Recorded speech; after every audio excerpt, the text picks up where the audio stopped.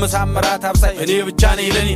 ሰላም ውድ የቻናሌ ቤተሰቦች እንደምን ሰንብታችኋል? ዛሬ ይዤላችሁ የመጣሁት ሁሉም ወጣት ሊሰማው የሚገባ ህይወቱን ሊቀይር የሚችል ትልቅ ትምህርት የያዘ ቪዲዮ ነው። እስኪ አንዴ ቪዲዮን አይተን እንመለስ። ቪዲዮ ላይ የምናየውን አንዳንድ ነገሮች ለማብራራት እንሞክራለን።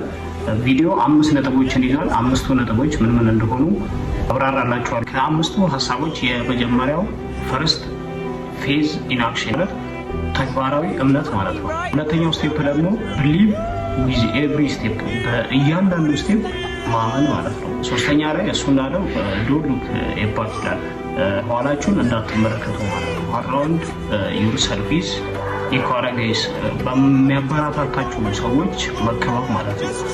አሪፍ ነበር ብዙ ሰዎች መከበብ እና አምስተኛው ስቴፕ ዲዚዝ ላይፍ ስታይል እምነት የህይወት ዘይቤ ነው ማለት ነው። ቪዲዮ ከተመቻችሁ ላይክ ሰብስክራይብ እንዳይረሳ። እንዲህ ነበር ካላልኩኝ ከትላንት ተተምር ሰው ቢያወራ ስለኔ መሽግድ ሰርቶኝ እኔ አላቅም መዛት መብራራት ስራ ነው ምስክሬ።